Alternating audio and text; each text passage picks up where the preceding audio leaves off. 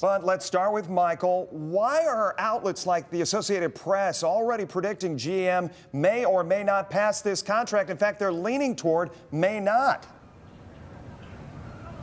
Jeff, it's because a number of major plants across the country, including right here in Toledo, have already voted no on the contract. But at this hour, we don't have that vote confirmed either way.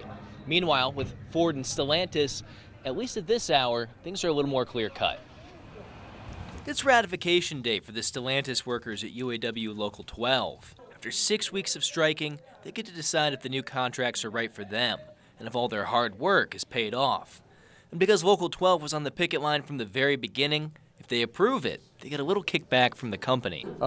Sean's done a great job negotiating with the company, and they're going to reimburse us for the time we spend on the picket line. It's probably about $4,500 a person. But not every union hall is getting that kind of recognition.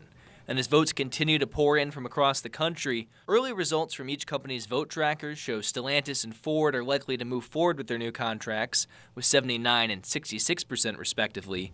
But GM's polling continues to sink, hovering just below 55%. Here in Toledo, GM's propulsion facility is one of the shops that voted against the contract. We talked about it all along was the pensions.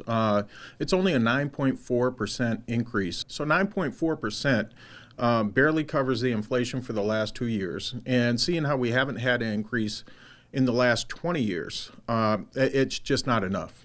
So if GM workers nationally walk away from the contract, what happens next? Arthur Wheaton, a logistics professor at Cornell University, says a few different scenarios could play out. If they can't ratify it, is exactly what happened at Mack Truck. They voted a tentative agreement and they voted it down, so they can either go back out on strike or they go back to the bargaining table. Potentially sending Toledo's propulsion plant workers back on the picket lines for the first time since 2019. But Wheaton warns that if GM's union workers set out on their own, they shouldn't set their sights too high. So they could get a different signing bonus, they could get something, but in terms of the wage package, I don't think it's going to change. The terms and conditions for the tiers, that's not going to change. There could be some minor tweaks, but I don't think there would be a significant change in what they're going to get, because I think they really did get an awful lot in that contract. It's important to keep in mind there's still 2 days left of voting and still dozens of local union halls across the country that still need to submit their votes. So we'll bring you the final tally, which could come as early as Friday. Reporting in Central Toledo, Michael Sandlin for WTOL 11.